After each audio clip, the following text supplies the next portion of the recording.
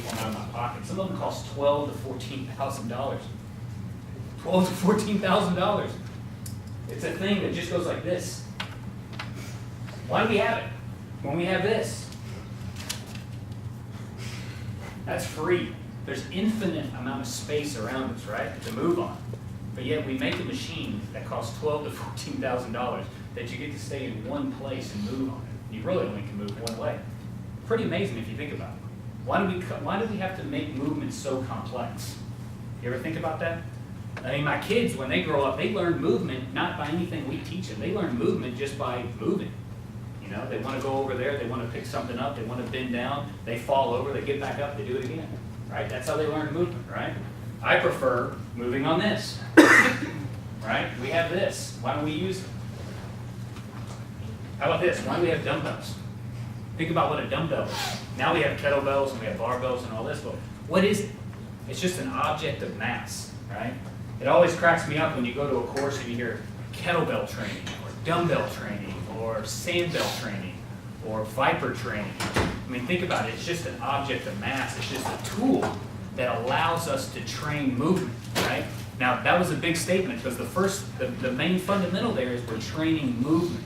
All the dumbbell, the sandbell, all of that does is allow us to load it, enhance it, but it's all about the movement, right? And these dumbbells cost a lot, right? Why do we have those when we have these? These are just rocks, right? But now we take the rocks, we weigh it, we brought a little number on it so we know what the weight is. We put a nice little handle on it that we can grab it and it doesn't eat up our hands and all that, right? But all it is just an object of mass.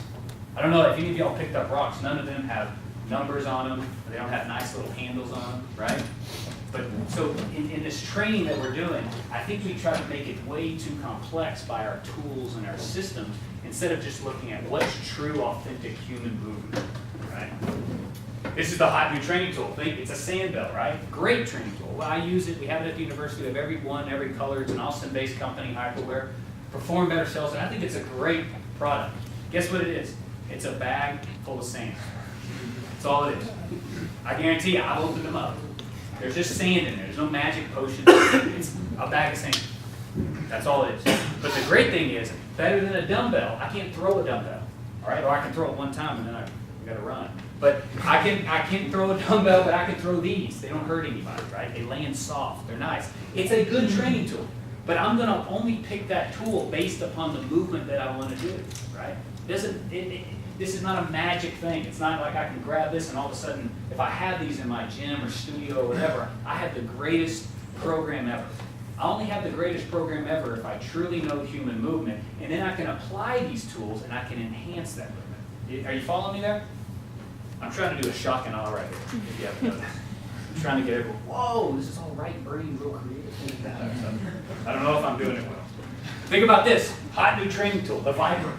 I love Michel Dalcourt. If anybody ever, seen him speak, he's unbelievable, right? It's a tube of rubber, and he'll even tell you, he had some old flooring tubes that were on the side of his facility, and he started moving around. He's like, this could be a cool thing to train with. That's how he came up with the Viper. But think about it.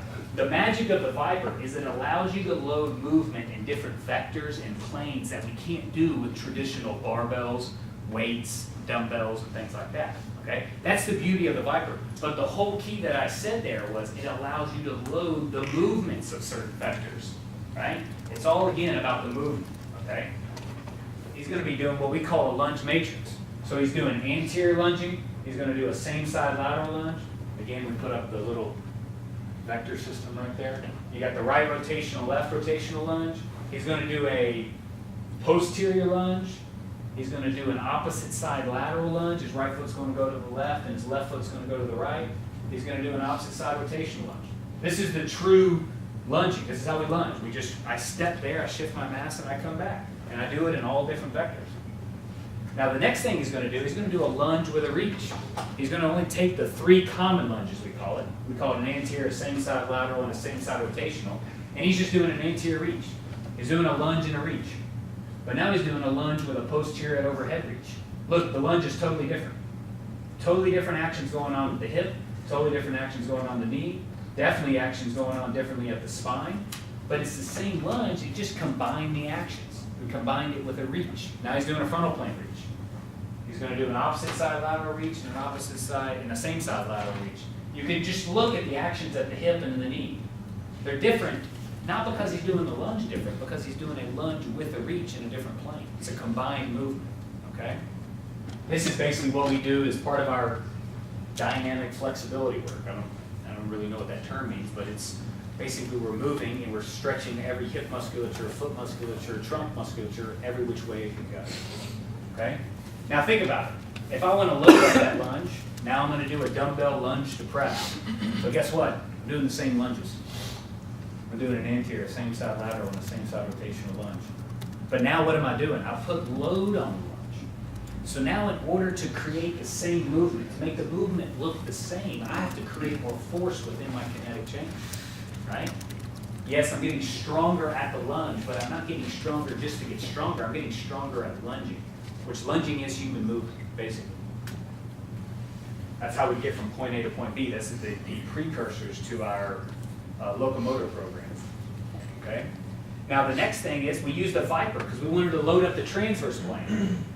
And we use the Viper because it's the better tool for it. But again, we're just using the Viper because of what movement that we're doing, right? And you see this all the time in basketball with like a hip to hip or a stutter step. But we're using the Viper as just that tool. We can load up a different vector on the plane lunge, a lunge with a reach with a different vector, okay?